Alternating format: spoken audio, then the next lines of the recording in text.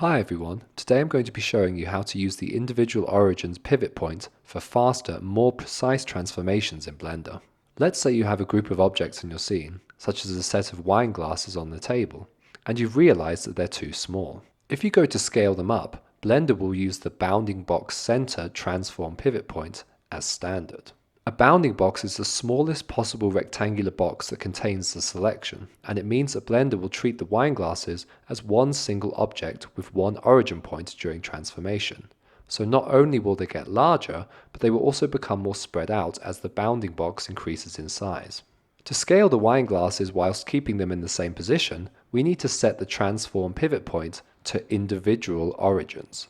Now, Blender will transform each object in the selection based on its individual origin point.